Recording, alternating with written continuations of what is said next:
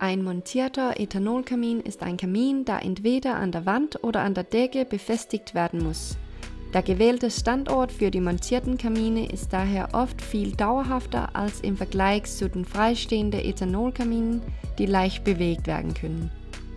Der Installationsprozess der montierten Kamine kann zwischen den verschiedenen Modellen und Marken sehr unterschiedlich sein, wobei jeder seine eigene einzigartige Art der Installation hat. Normalerweise ähneln die Installation der meisten unserer montierten Kamine der Installation eines Fernsehers.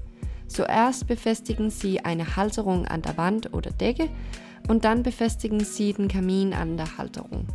Die Wärmewirkung variiert zwischen den verschiedenen Modellen, je nachdem, mit welchem Bioethanolbrenner der Kamin ausgestattet ist.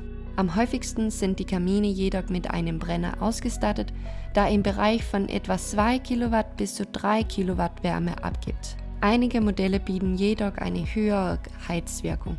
Die erwartete Brenndauer der meisten montierten Bioethanolkamine in unserem Sortiment beträgt ca. 4 bis 6 Stunden. Bei einigen der günstigeren Optionen beträgt die Brenndauer jedoch nur 1 bis 2 Stunden pro Füllung.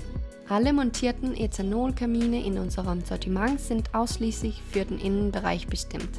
Sie sollten nicht outdoor verwendet werden und wenn sie den Wetterbedingungen im Freien ausgesetzt werden, erlischt jede Garantie und die Lebensdauer der Kamine wird drastisch verkürzt.